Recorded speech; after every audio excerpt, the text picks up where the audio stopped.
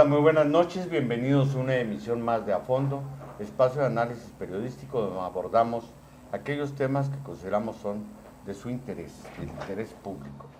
Pues como es obvio, es inevitable abordar en este programa la situación de desastre que está viviendo buena parte del territorio nacional, cientos de miles de mexicanos a consecuencia pues, de las lluvias torrenciales que se produjeron como producto o causa, vamos a decirlo así, de dos fenómenos hidrometeorológicos, un huracán nivel 1 y una tormenta ¿verdad? Tropical, tanto por el Golfo como por el Pacífico, pues que ahora sí que puso a México bajo el agua, en pocas palabras, ¿verdad? Y que ha tenido particularmente altos niveles de impacto en todos los ámbitos, en pérdida de vidas humanas, daños económicos, daños a la infraestructura, a las viviendas, en el sureste y centro de la República. Y nos ha tocado también una parte, sobre todo en el sur del estado de Chihuahua.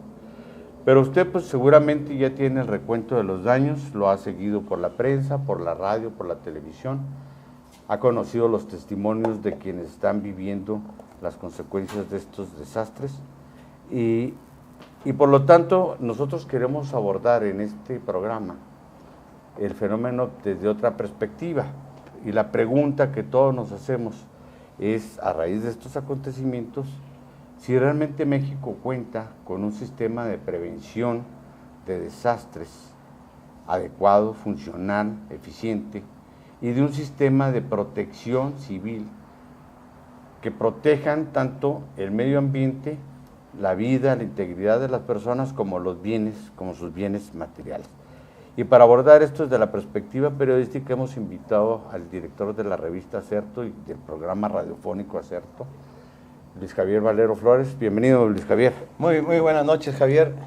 Pues mira, yo voy a partir de un factor que pudiera parecer un poco ajeno a lo que ahora estamos viviendo, que también hay que sumar lo que estás diciendo, es que no solo se presentaron dos fenómenos meteorológicos, sino que el problema está en que coincidieron. Uno por el Atlántico y otro por el Pacífico, y que a la hora de estar preveniendo desastres, bueno, pues había que prevenir la coincidencia de ambos temporal de estos dos fenómenos.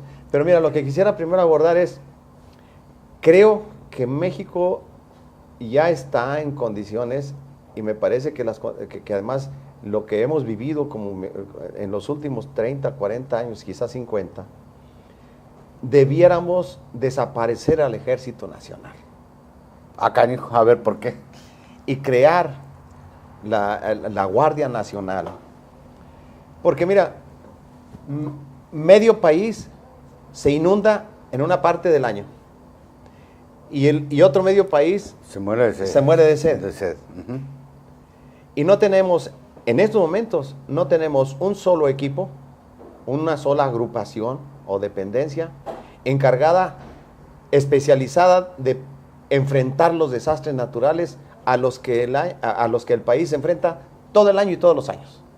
Uh-huh. No hay un equipo especializado para combatir los incendios. Uh-huh. No hay un equipo especializado en acudir a ayudar a la población a los terremotos. Uh-huh. Ni otro para acudir a los desastres por lluvias, por inundaciones. No tenemos ni para la sequía, ni para los terremotos, ni para las inundaciones, ni para los incendios. Cuando hay un incendio, habilitamos a grupos de campesinos, de habitantes de la zona, para que vayan y enfrenten el incendio como mejor puedan, en el mejor de los casos.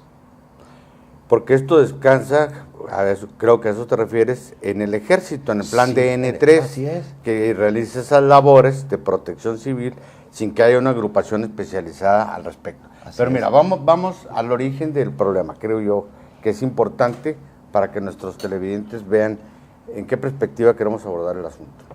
Desde el punto de vista del sentido común, prevenir, todos entendemos, pues es que realizar acciones para que algo no suceda, anticiparse, ¿verdad? Y tomar las medidas necesarias para que un fenómeno que nos va a afectar en nuestra vida no ocurra. Así es. Ese es prevenir en general, ¿verdad? Cuando hablamos de la prevención de desastres, nos estamos refiriendo a esos dos ámbitos que tú dices, los que son consecuencias de fenómenos naturales o son consecuencias de las actividades o acciones humanas, ¿no? Son las dos vertientes que causan... En que se convierten en factores predisponentes o causantes de los desastres. De los desastres. El desastre, sin embargo, pues tiene muchas expresiones. O es un ciclo, no es solo un evento, es una suma de eventos que yo quisiera que abordáramos en esto. Está el antes, durante y después del desastre. El antes. ¿Por qué yo pongo énfasis en el antes? Porque desde 1988, si mal no recuerdo, en México se creó el Sistema Nacional de Prevención de Protección Civil, a raíz justamente de lo ocurrido en el sismo del 85, que recientemente se acaban de recordar los 28 años y del flamazo de San Juanico. En el 84. En el 84. Esas dos fueron las experiencias que llevaron a crear ese sistema. Posteriormente se creó el Consejo Nacional de Prevención de Desastres, agrupado, respaldado con científicos importantes, con todo el apoyo de la UNAM, todo eso. Yo entiendo que el Consejo Nacional de Prevención de Desastres justamente está en ese ámbito del antes. Es decir, un sistema de alertas tempranas que permitan, primero, ubicar qué fenómeno hay, desde el punto de vista científico, saber que se está generando, por ejemplo, pues un huracán, cuál es su dirección, qué fuerza trae, qué posibles zonas son las que va a afectar, y en función de eso, alertar con oportunidad a las autoridades, a la población, para que estos tomen. Porque, por ejemplo, en el caso de Acapulco, fue clarísimo, o sea, que tomó totalmente por sorpresa tanto a autoridades como a la población. A la población. ¿Verdad? Fue así, pero eso fue muy claro. Entonces, en ese antes, ¿qué fue lo que falló? Porque yo creo que incluso eso que tú decías, no se visualizó, no se dimensionó el efecto que iba a traer la convergencia de estos dos fenómenos meteorológicos, ¿verdad? Del Pacífico y de la costa. ¿Y qué extensión iba a tener? Como que no se previó eso, porque de otra manera se hubiera dado la alerta y se hubiera iniciado como labor preventiva, por ejemplo, el desalojo de las costas o los lugares donde iba a pegar más. Entonces, ahí hay una falla notoria. Sí, mira, es que yo por eso empecé, que si no tenemos ni siquiera un grupo especializado en combatir cualquier desastre, pues eso habla de lo impreparado que estamos para abordar el tema de los desastres naturales en el país. Y me parece que Acapulco es emblemático en ello. Uh-huh. Primero esto, de no prever la trayectoria, fuerza uh-huh. y de los fenómenos climáticos. Pero segundo, porque no hay una autoridad que tenga el comando de todas las fuerzas gubernamentales y que sea la autoridad que encabece las labores de prevención de los desastres. Si es Acapulco, en el escenario ideal que hubieran previsto que se iban a confluir los dos fenómenos meteorológicos, entonces Acapulco, pues sí, todas las que tú has dicho, pero primero que nada, sacar a todos los turistas que tienes allí. Tienes 40,000 que se quedaron varados así dentro. Sí, y los que pudieron salir. Exactamente. Entonces, lo primero que haces es desalojas a los 50,000. ¿Por qué? Porque entonces puedes prever que si los desalojas y los evacúas rápidamente, entonces tienes el aeropuerto libre para la evacuación de la población civil, la población local. Luego, Acapulco es una ladera y la costa, Así la es. playa. Y en la ladera está tiene una densidad poblacional, no sé, pero debe ser como de 1,000 personas por kilómetro, no, ¿cuál 1,000? Como unas 5,000 personas por kilómetro cuadrado. Es una altísima densidad poblacional en donde además están obstruidas todos los cauces de los arroyos, de las caídas del agua, y todas van a ir a esa bahía, donde están todos los complejos hoteleros del Acapulco de antes, pero que es el Acapulco al que concurren la mayor parte de las personas de capas medias, medias bajas del centro del país. Entonces, por eso digo que es emblemático. Ahí ni siquiera se previó que podía llover una gran cantidad de agua y que podíamos tener todos esos problemas. Me parece que aquí, y hablo de la autoridad necesaria, porque entonces tienes que hacer un atlas de riesgos en el país, en donde ubiques las construcciones. Claro, que sí existe, pero ahorita vamos a ver por qué no se puso en funciones. Para disfrutar tu verano, evita exponerte a los rayos del sol, toma mucha agua, refrigera alimentos de fácil descomposición, no permanezcas dentro del auto estacionado y jamás dejes a ninguna persona o mascota esperándote en él. No te automediques y acude a la unidad médica más cercana a los primeros síntomas de malestar. Disfruta tu verano, toma precauciones. Coordinación Estatal de Protección Civil. El Vivebus es un nuevo sistema de transporte accesible e incluyente. Todos los adultos mayores, personas con discapacidad, indígenas y estudiantes contarán con una tarjeta digital de pago preferencial. Para obtenerla, solo deberán acudir a los módulos de trámite preferencial Vivebus y gozarán de un 50% en la tarifa. Esta tarjeta será intransferible, personalizada y con fotografía. A ti y a mí, el Vivebus sí nos conviene.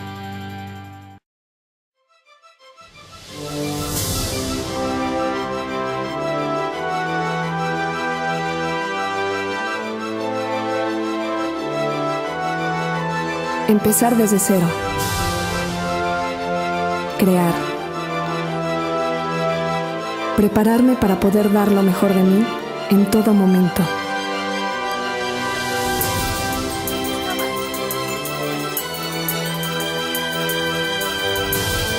Creer en lo que hago y darme cuenta que otros también creen en mí.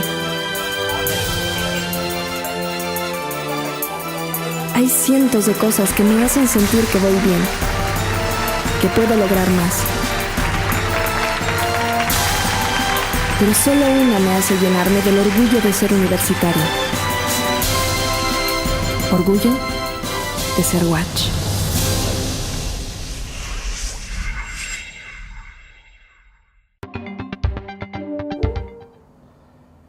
Estamos hablando del desastre, particularmente del caso de Acapulco, porque como bien dice Luis Javier Valero, es emblemático de las deficiencias, omisiones, déficit que tenemos en la materia de prevención. Y estamos en la fase del antes. Y mira, sí hubo pronóstico del servicio meteorológico de que el fenómeno que se acercaba era peligroso, era de alto riesgo. Sí hubo, el Consejo Nacional de Prevención de Desastres se reunió y efectivamente advirtió también de que se tenían que tomar medidas, que se tuviera precaución. El problema, y sí hay una autoridad, Luis Javier, que se encarga tanto del Sistema Nacional de Protección Civil como del Consejo Nacional de Prevención de Desastres, que se llama la Secretaría de Gobernación. Lo que pasa es que Miguel Osorio Chong estaba muy entretenido, cuidando que no regresaran los maestros al Zócalo, ¿verdad? Y que se realizara el festejo del 15 de septiembre, del Día de la Independencia. Estamos muy ocupados con el grito, dijeron. Sí, con el grito. E incluso en las redes sociales hubo mucha gente que criticó el hecho de que mientras ya estaba el fenómeno impactando y ya se conocía que estaba fuerte en Acapulco, pues el ejército, o la buena parte del ejército, estaba desfilando en las calles de la Ciudad de México, ¿no? Que como tú bien dices, pues es la única fuerza a la que se echa mano cuando hay este tipo de situación y la única que ha demostrado más capacidad para atenderlo, ¿verdad? Entonces, ahí hay una omisión también de otra naturaleza que tiene que ver con esto. Pero también aquí, y esta es la otra cuestión, en el antes. Aquí no hay responsabilidad de los gobiernos estatales y municipales porque buena parte de lo que convierte un factor real de peligro en desastre y son las situaciones de vulnerabilidad en que vive la población. Estoy hablando de qué, de que se construyen zonas hoteleras incluso exclusivas como Diamante en una zona que era selva, que no estaba destinada a ese uso de suelo y que de alguna manera era protección. Son natural, amortiguadores acuáticos. Acuáticos, natural, para proteger el viejo Acapulco, ¿verdad? Hay vivienda, lo vimos en Chilpancingo, ¿verdad? Que está literalmente al lado de los ríos y lógicamente pues son de alto riesgo. Entonces, pues esto tiene que ver con la planeación de desarrollo urbano, con la ineptitud y con la corrupción también de las autoridades estatales y municipales encargadas de regular y de ordenar el desarrollo e incluso las obras que se realizan. En los asentamientos humanos. Los asentamientos Mira, humanos. a eso me refería de que no hay autoridad. Bueno, finalmente la autoridad era el secretario de Gobernación. Sí, hay una autoridad formal que coordina Sí, todo eso. o finalmente el presidente Peña Nieto. Pero no hay, ¿cómo te diré? Un comandante en jefe de inundaciones, para darle una denominación, cuyo trabajo sea ese. Sí, tenemos para esta temporada, tenemos anunciados 25 ciclones y ya más o menos saben la trayectoria, la fuerza, entonces ese comando puede, le estoy llamando así, pero puede tener otro nombre, porque finalmente el Consejo de Prevención de Desastres es un consejo. Así es. Sí, es como los llamados. Hace recomendaciones. Hace recomendaciones, ¿no? Entonces, el problema es tener la autoridad ejecutiva a la cual se sometan las autoridades estatales y municipales cuando les diga 15 días antes, oigan, va a presentarse la tormenta tropical Manuel, que puede convertirse en huracán y puede tener estas repercusiones. Por tanto, tomemos estas medidas. Va a afectar esto de acuerdo a Así nuestro es. mapa o atlas de riesgos. Sí, que puede tener también un comportamiento errático, Claro. como lo tiene Manuel, que de repente de ir paralelo a las costas de Sinaloa, de repente entra a las costas de Sinaloa, entra Claro. al territorio y luego se regresa como rebotando, seguramente con la Sierra Tarahumara, rebota o va a rebotar contra la Baja California Sur, pero entonces el momento en que se toman esta determinación, que deben tomarse estas determinaciones, no hay una autoridad. ¿Quién puede decir en un momento dado que no sea el secretario de Gobernación? Señores de Acapulco, todos los hoteles que tengan turistas extranjeros o nacionales de fuera de Guerrero, la orden es inmediatamente al aeropuerto y requiso a Aeroméxico y a las empresas locales para que inmediatamente empiecen un puente aéreo a desalojar, a evacuar a los turistas, porque necesitamos el aeropuerto libre y los aviones listos, de cualquiera, públicos o privados, listos para hacer una evacuación mayor, porque ahora otra vez con lo emblemático de Acapulco, porque el Acapulco viejo es el de la ladera y la playa, Así es. pero el Acapulco nuevo, que creció en todos los manglares a los que tú te estás refiriendo. Así es. Entonces, el amortiguamiento que tenía antes la bahía de Acapulco tiene. ya no lo tiene. ¿Por qué? Porque están ocupados por un fraccionamiento residenciales, populares, vastísimos. Estamos hablando, no sé, de alrededor de 450, 500 mil habitantes fuera del Acapulco, del malecón, de la playa. Acá, en lo que pareciera ser lo plano, tenemos alrededor de 500,000 de personas habitando ahí, en lo que era el amortiguador de los flujos pluviales de la bahía de Acapulco y de la otra bahía más pequeña donde está Punta Diamante. Y todo lo único que queda libre es hacia el norte de Acapulco, que si te fijas en las noticias, no tenemos noticias de ellos, de San Lorenzo, todas las playas al norte de esas Acapulco, esa no les pasó nada, Nada.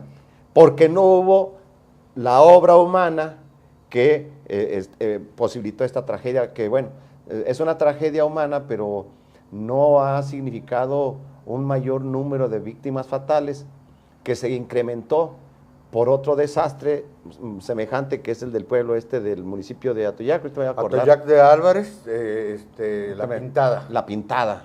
en que donde también, desaparece medio pueblo, Medio ¿no? pueblo a consecuencia, ¿no? Y no hubo más víctimas porque estaban en un festejo de la independencia comiendo pozole que había invitado ahí El señor presidente. el señor presidente de la seccional, ¿no? seccional, ¿no? Sí. De comunitario, no sé qué sea. Gracias a eso no hubo, pero de todas maneras hay un número elevado de desaparecidos que hasta el momento no se sabe. Incluso el helicóptero de la Policía Federal que andaba llevando alimentos, abasteciendo de agua y de víveres a esa población, pues se encuentra ahorita extraviado, no se le localiza, no se sabe si fue obligado a descender por la situación del clima o se derrumbó o qué pasó, ¿verdad? Hasta el momento no se sabe exactamente qué ocurrió con ese helicóptero. Pero bueno, eso es el antes, y yo creo que queda muy claro que ahí hay todavía mucho déficit y que se requiere avanzar. Y cuando digo se requiere avanzar, creo también en el ámbito de la cultura, de crear una cultura de prevención, porque existen casi en todos los estados sistemas estatales de protección civil. Sí, todos los tienen. Todos los tienen, y en los municipios, o en buena parte de los municipios. En los municipios más grandes hay. Así es, pero no involucran a los ciudadanos. No se dedican también a generar una cultura de prevención y a subsanar estas deficiencias estructurales que hacen que esas zonas habitacionales se conviertan en lugares de alto riesgo. O sea, ahí debería empezar la prevención, ¿no? En quitarles esa situación de vulnerabilidad. Pero ya en el ámbito concreto, ahora, de las labores que se están realizando para mitigar los efectos de este desastre, pues también hemos visto mucho desorden y mucha anarquía. Y no estoy hablando de falta de voluntad, porque hasta eso, pues que se han destinado cuantiosos recursos, cuantioso personal, y como siempre se ha manifestado abiertamente la actitud solidaria de los mexicanos en estos casos, ¿no? De desastre. Sí. ¿Qué te parece si vamos a una pausa y regresamos? ¿Qué es lo que está ocurriendo durante este fenómeno para mitigar los efectos del desastre? Regresamos. Si vives en zonas de riesgo y se presentan inundaciones, sigue estas recomendaciones. Prepárate con una reserva de alimentos y agua potable. Guarda en una bolsa de plástico los documentos importantes. Integra un kit de emergencia. Recuerda mantener siempre la calma y en caso de emergencia pide ayuda al 066. Prevenir es vivir. Coordinación Estatal de Protección Civil.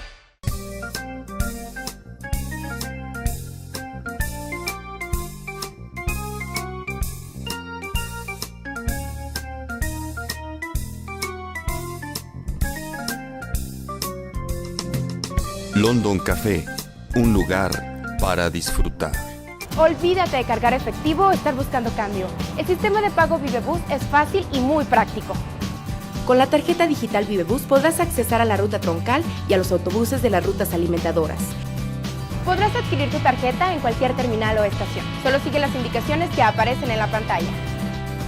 Para tu comodidad, también contarás con más de 160 OXXOs autorizados para venta y recarga de la tarjeta de pago Vivebus. A ti y a mí, el Vivebus sí nos conviene. Decíamos al inicio que todo desastre es un ciclo que tiene 3 etapas fundamentales: el antes, el durante y después del desastre mismo, ¿no? Vamos a entrar al durante. Ahí pues es obvio que se han realizado labores importantes. En primer lugar, pues de abastecimiento de alimentos, de agua potable, porque quedaron muchas comunidades aisladas. A mí me sorprendió el dato se desbordaron 190 y tantos ríos, un lago, se han desbordado decenas de presas, hay cientos de comunidades de distinto tamaño, aisladas, ¿verdad?, que no pueden tener contacto y por lo tanto pues están en una situación de exasperación. Bueno, todo esto se ha puesto en marcha el plan DN3, el ejército, yo digo, sí ha cumplido su trabajo, las fuerzas policiales, en fin, toda esta situación. Pero aquí también vemos otra situación. Fíjate, no se está preparado en términos de protección civil, que yo estaba viendo un reportaje donde se estaban quejando que no había bodegas para almacenar los víveres que en Guerrero, en Acapulco, estaban llegando de otras entidades de la República. ¿Qué te dice esto? No, es que volvemos a lo mismo. No tenemos infraestructura. No tenemos equipo para hacer todo eso. y no hay una autoridad que sea capaz de normar, ordenar aquello. Te lo digo porque uno de mis hermanos es uno de los funcionarios que tienen la mayor responsabilidad en el mantenimiento de la flota aérea de lo que antes era Aerolitoral, ahora se llama Connect. Y entonces, de Aeroméxico. Y entonces, pues uno de los grandes, me comenta, es uno de los grandes problemas es el de la coordinación de los vuelos y luego el de la coordinación de los vuelos que llegan cargados de toda la ayuda a los damnificados, cómo bajarlos y luego cómo ordenar su traslado y la llegada a las comunidades que están afectadas. Ese es el problema. Entonces, ahí está el cuello de botella. Y entonces creo que ahí coinciden las dos cosas, tanto la falta de preparación, o sea, de tener el sistema de prevención de desastres, como el de la protección civil, porque aquí ya estamos en la protección civil. Y quiero regresar a esto de la prevención de desastres, que algo debieron haber hecho los tabasqueños, Javier, porque hace 3, 4 años subieron una gran inundación que no se produjo, ahí fue una obra humana, básicamente, cuando resolvieron abrir de tajo varias de las presas por una razón económica. Así es. Que era el de permitir a las empresas que producen energía eléctrica que siguieran produciendo energía eléctrica y no aprovechar el agua que tenían las presas para producir energía eléctrica. Las empresas, pues obviamente nos venden la energía eléctrica y la que iba a producir el agua de las presas, esa no nos iba a costar nada. Claro. Bueno, pero en Tabasco es un estado que está medio año inundado, el 80% de su territorio. Algo deben haber hecho para estar preparados, sí, y que no, los que no han ahora sufrido. Así es. Y por ahí les pasó el Ingrid. Sí. Les pasó cerca de Veracruz. Bueno, Veracruz está padeciendo. Yucatán también. Yucatán. Que es otro también que ha sido. Que hacía algo. Es puerta de entrada de todos estos. Sí, lo bueno, no sé si sea bueno para Yucatán, pero es que como no tiene una sierra, ¿sí? La altura más grande es de 30 metros. Perdón, de 150 metros. Y entonces no chocan con nada los huracanes o ciclones, se pasan por ella y como pasan por tierra, no adquieren fuerza. Pierden una poca pero pasan inmediatamente y al entrar al Golfo es donde otra vez adquieren humedad, adquieren calor y adquieren fuerza y se convierten en los ciclones y huracanes que atacan, bueno, sobre todo Veracruz, la parte media hacia el norte y la parte sur de Tamaulipas, que son los que son generalmente más afectados. Entonces, pero a mí me llama la atención que Tabasco no esté sufriendo tantas calamidades como las que estamos ahora relatando. Estaba viendo que hay alrededor de 195 municipios de 7 u 8 entidades que están solicitando ser declarados desastre natural. No son los únicos afectados, sino que los niveles de desastre son tan altos que son los que pueden recibir la calificación y por tanto la ayuda inmediata de manera presupuestal. Pero entonces, ahí es donde encontramos a esto de los conceptos a lo que tú te estás refiriendo, Javier, el de la protección civil. ¿Quién coordina la llegada de los víveres a Acapulco? De la clasificación, vamos, ya la llegada, la clasificación de los víveres, que es una tarea titánica, y por último, la de la distribución y la llegada adecuada a quienes lo necesitan.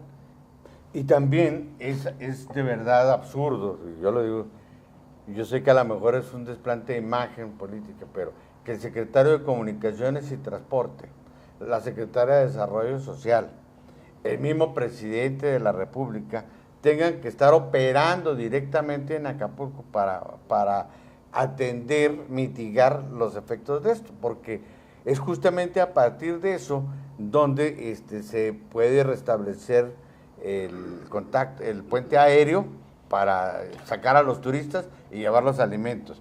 Y luego, recientemente, la carretera, reparar el tramo que estaba afectado por los deslaves en la autopista México-Acapulco. La del Sol. La autopista del Sol, para poder recuperar y atender estos fenómenos de las comunidades que quedan incomunicadas por deslaves o por inundaciones, como en el caso de la pintada de Natoyac de Álvarez.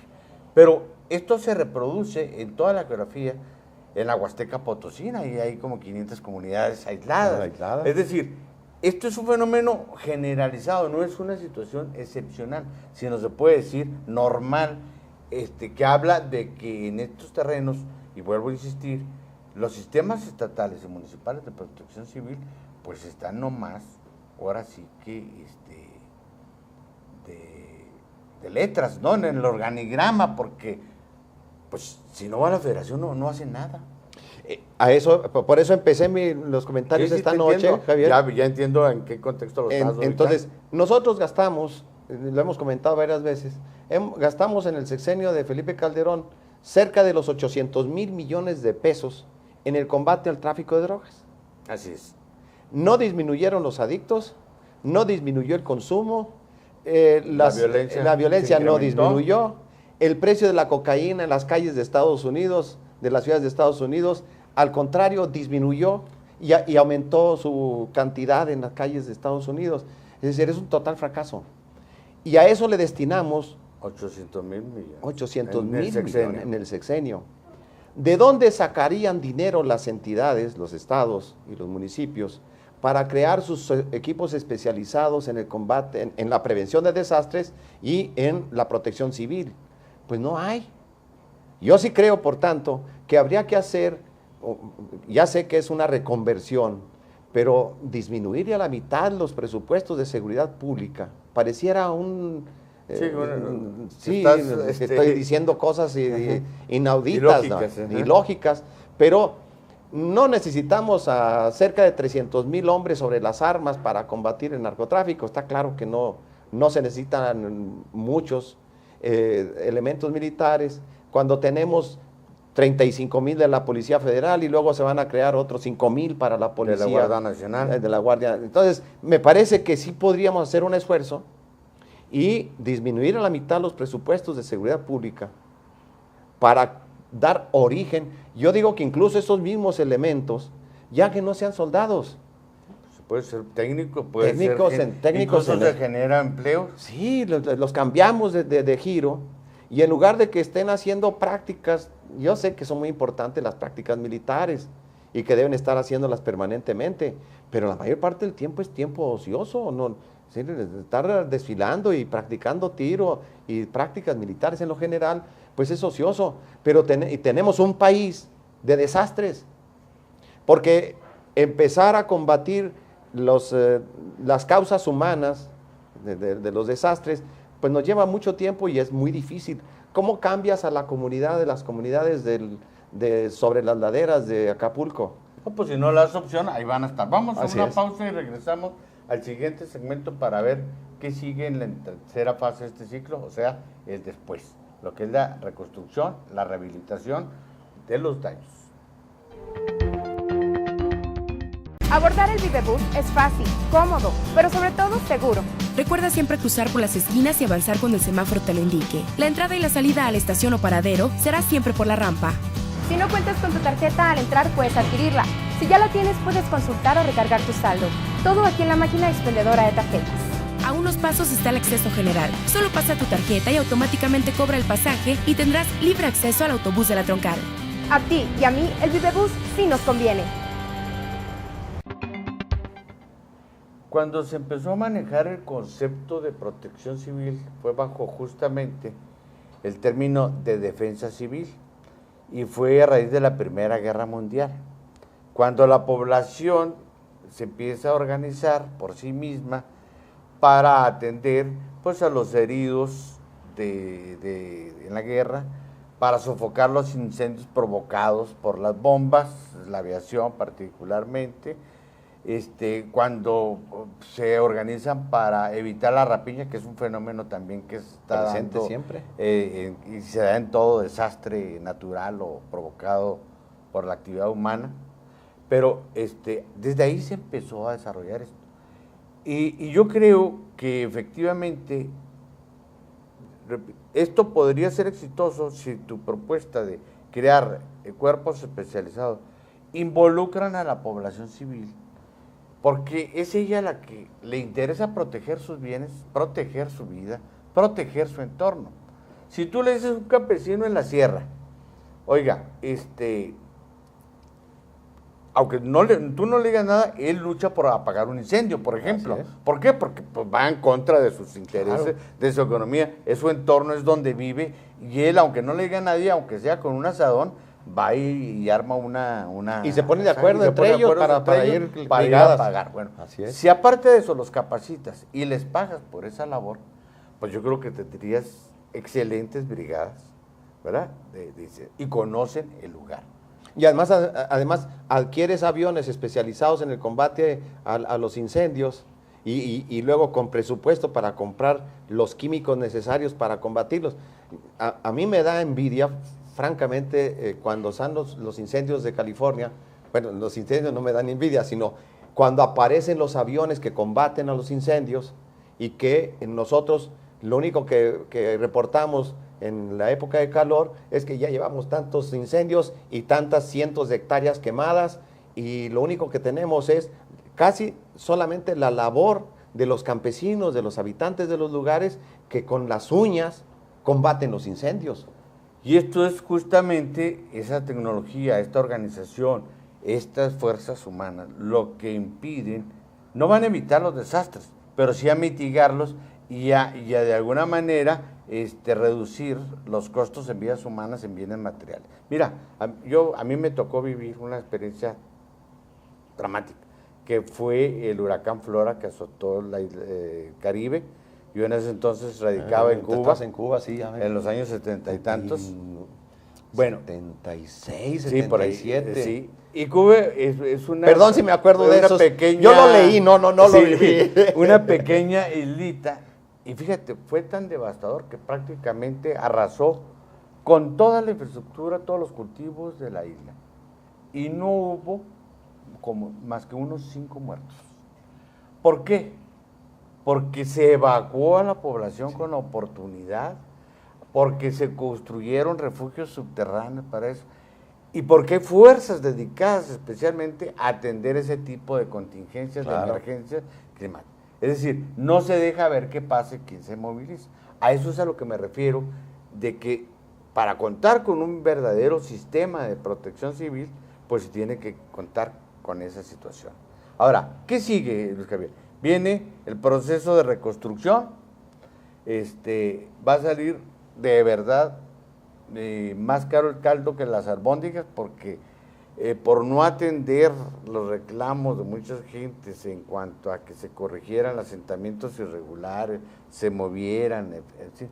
Ahora prácticamente hay que reconstruir muchas entidades, muchas cosas, y va a costar esto mucho dinero.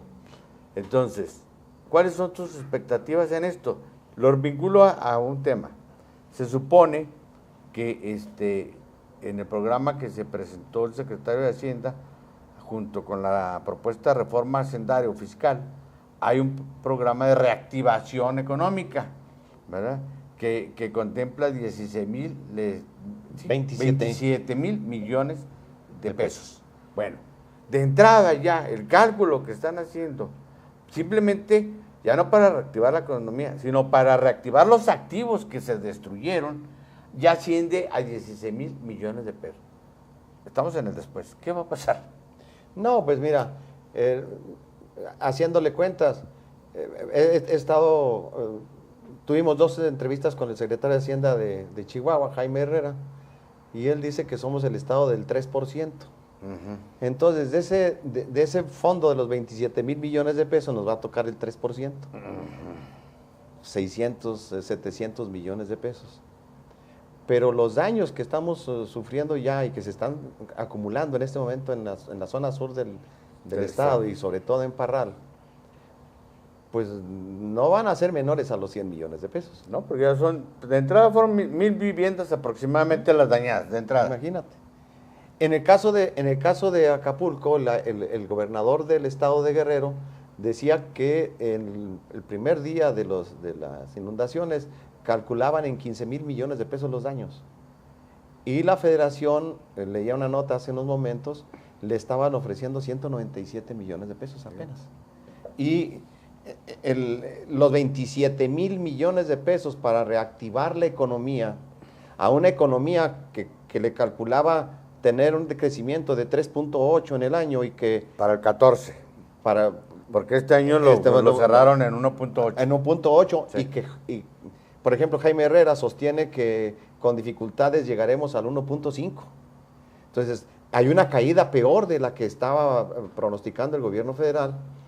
Y 27,000 millones de pesos para una economía de 4 billones de 4 billones de presupuesto federal, pues no es nada, no va a solucionar los problemas, y con las consecuencias de una calamidad como la que estamos sufriendo todavía, pues a Guerrero hay que meterle, ¿qué te gusta? 10,000 millones de pesos.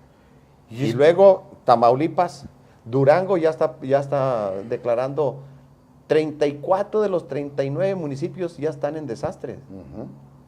Están hablando de casi 600,000 damnificados. Sí. ¿Sí? Damnificados. Entonces, si le va sumando los daños que estamos sufriendo por estos temporales en todo el país, bueno, los 27,000 millones de pesos que dan para la reactivación económica, más bien lo que hay que hacer es destinarlos a la reparación de los daños creados por estos cataclismos, y todavía estamos esperando que no nos lleguen los que faltan en el mes de septiembre, que todavía no se acaba. Así es, todavía no se acaba, y la temporada está hasta la primera quincena de octubre aproximadamente es cuando podemos decir que ya pasó. Así es. El nivel de riesgo. Pero estaríamos hablando ya no de una inversión para reactivar la economía, sino de una inversión para recuperar relativamente el estado de cosas que esté, a recuperar la infraestructura, la vivienda, las obras, las comunicaciones. Las comunicaciones. Para eso sería esa inversión. Bueno, pero México está en una situación de estancamiento, de recesión, para efectos prácticos es recesión, ¿verdad? Porque la economía no solo no está creciendo, sino está decreciendo. Entonces, habría esto que agregar, Luis Javier, porque no se ha hecho la cuantificación. Yo sé que el agua es positiva para el sector agropecuario a la larga, pero en el corto plazo, pues va a dañar cultivos, va a dañar, va a haber pérdida de cabezas de ganado, de animales bovinos. En Colima ya se perdió el 80% de la producción de limón. Bueno, este tipo de cosas. Que es el exportador de limón. Eso también hay que cuantificarlo. Así es. Y eso se va a agravar, y va a agravar también, valga el juego de palabras, por la situación esta que estamos viviendo de estancamiento. Entonces, en este contexto, yo visualizo, y ya se están dando, que esto se va a traducir en un ambiente de tensión social mayor que el que ya estamos viviendo y que veníamos arrastrando a consecuencias de las protestas que se han venido realizando en torno a las reformas estructurales que se han impulsado, y también a un conflicto y un replanteamiento de las relaciones entre Federación y los gobiernos de los estados y de estos con los municipios, porque creo que el esquema centralizado no da más de sí. ¿Te parece que regresemos para conclusiones con estas expectativas? Con el Videobús siempre llegaremos temprano a la escuela. Y con el internet gratuito, nuestros traslados serán mucho más agradables. Con tu tarjeta Vivebus preferencial, todos los estudiantes tendremos el 50% de descuento en la tarifa. Tramitarlo es fácil y rápido. A ti y a mí, el Videobús sí nos conviene.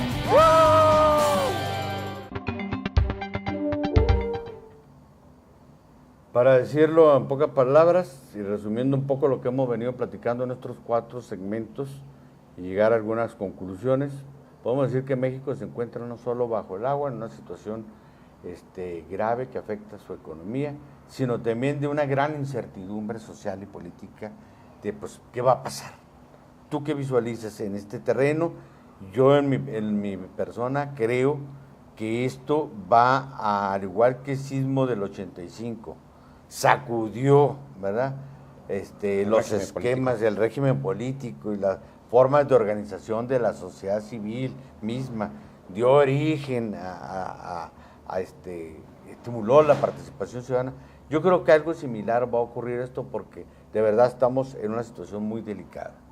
Mira, es que además de los cataclismos naturales y de las movilizaciones, amplísimas movilizaciones, que incluso en estos días que la gente aligeró el paso en el Distrito Federal, pero que se han presentado una gran cantidad de movilizaciones en varias entidades.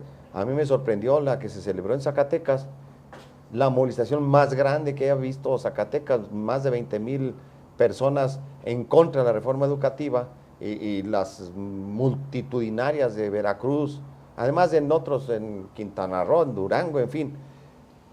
Pero resulta que las entidades que más daños han recibido en los últimos días por los cataclismos naturales son precisamente el escenario del clima de violencia extrema del país, y luego escenario también de las amplísimas movilizaciones, además de la presentación de las defensas, de las autodefensas civiles. Así es. Entonces, todo eso es un caldo de cultivo para una masiva movilización social que, si no es bien atendida, puede dar origen a agudísimos estallidos sociales violentos.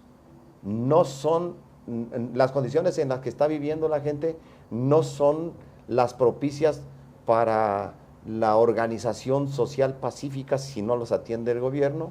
Ya hemos visto las manifestaciones de los usuarios, de los turistas, que han tomado las carreteras para exigir de las autoridades el establecimiento de un puente aéreo para salir. Y bueno, en todos estos territorios está latente la violencia. Si no es atendido de manera correcta, y cuando hablo de atenderlo, es que tienes 27,000 millones de pesos que dices es para la reactivación económica, es de inmediato invertirlos para la recuperación, el restablecimiento, la reconstrucción. Pero ayer, en 3 días atrás, no me estoy equivocando, 3 días atrás, se habló en una reunión de legisladores federales del PRD con el secretario de Hacienda, en el cual les dijo que la desaparición del régimen de consolidación fiscal no se iba a dar, que iba a permanecer el régimen de consolidación fiscal, que para mí es lo más importante. De la reforma sendaria. De la reforma sendaria. En el aspecto positivo. Sí. Todas estas reformas del IVA y del impuesto sobre la renta le van a generar, o le iban a generar al gobierno poco más de 200,000 millones de pesos. Y esta reconstrucción del impuesto sobre la renta calcula, el mismo gobierno federal calcula en 55,000. Pero de desaparecer el régimen de consolidación fiscal, le hicieron cuentas al secretario de Hacienda y las aceptó, según esta versión, que desapareciendo el régimen de consolidación fiscal, ingresarían a las arcas de la Federación 800,000 millones de pesos. Sí, entre 700 y 800,000 millones de pesos, que eso es lo que se evade a través de ese nivel, para que nuestros televidentes entiendan, es cuando una empresa elude sus utilidades diciendo que tuvo pérdidas en otra empresa. Son los grandes monopolios los que recurren a este esquema. Y ya dieron las cifras, son 30 grandes empresas. No son muchos. Pero entonces, ¿de dónde van a salir los recursos para entrar a la reconstrucción de la economía del país, incluidos estos desastres? Con la reforma energética no les va a dar, ya convocaron a los foros para discutir la reforma energética, y hay un aviso ya de que López Obrador y Cuauhtémoc Cárdenas irán en el mismo sentido de oponerse a la reforma energética de Peña Nieto. Entonces, súmale esta convocatoria, que como me la pongan, es una convocatoria mayor en el centro y el sur del país, y que puede estimular aún más la presentación de estallidos sociales, incluso violentos. Entonces, si el gobierno federal, si Enrique Peña Nieto no tiene la sensibilidad de entender que el país que está enfrentando, que está gobernando, está en condiciones semejantes al país que Miguel de la Madrid tuvo que enfrentar en la mañana del 19 de septiembre del 85, y que pasmado veía nada más cómo la sociedad civil se construía y se reconstruía y enfrentaba las consecuencias del terremoto. Si actúa de la misma orientación, muy mal nos va a ir, Javier, porque entonces ese crecimiento del 3 punto y tantos para el próximo año puede caerse a menos del 1%. El entorno internacional no es favorable para la recuperación económica de México. Entonces, creo que lo que se necesita es una reconversión en el gobierno federal, entender que es otro el país, que son otras las condiciones, que son extremas las que está enfrentando, y que discursos como el de David Pechina, diciendo, aquí los que somos mayoría vamos a imponer la reforma energética. pues no. Si hay consenso, bien, y si no, tenemos mayoría. Perdón, pero 16 millones de personas, de electores, les dijeron que no, por ahí no. Los electores de López Obrador. Pero mira, yendo más allá de los partidos y de las fuerzas políticas, yo advierto lo siguiente. Ya había un ambiente de crispación social y política a consecuencia de la reforma. Pero eso es pecata minuta con el ambiente y el ánimo social que se va a crear en el país, porque la afectación de esto que estamos hablando, de este desastre, es en las 2/3 partes de la República. Si esto no se atiende, porque estamos hablando de salud, estamos hablando de fuentes de trabajo, estamos hablando de infraestructura, estamos hablando de escuelas que se destruyeron. Es decir, y le agrego esto, Javier, perdón que te amplíe. Hay que esperar las consecuencias de Manuel en Sinaloa. Vienen las consecuencias alimentarias. Porque Sinaloa es el granero de México. Bueno, ahí sí hay que tener cuidado. Porque la gente, más allá de ideologías, más allá de reformas, reacciona ante una situación de miseria, de agravación de sus condiciones de vida o de pauperización, ¿verdad? Sea por fenómenos naturales, sea por políticas económicas, sea por lo que sea, pero eso. Y cierro con esto. Como le dijo la señora el otro día, una señora que le dijo, pues ya le voy a pedir al gobernador César Duarte que ya le pare al temporal No, y yo un cartelón que supongo puso por ahí, no recuerdo en qué población, una autoridad municipal. Entonces dijo, se valen mentadas de madre, se valen reclamos, se valen debates, pero por favor, manden víveres. Lo que quieran. Ese es el nivel Así es. en que está ahorita.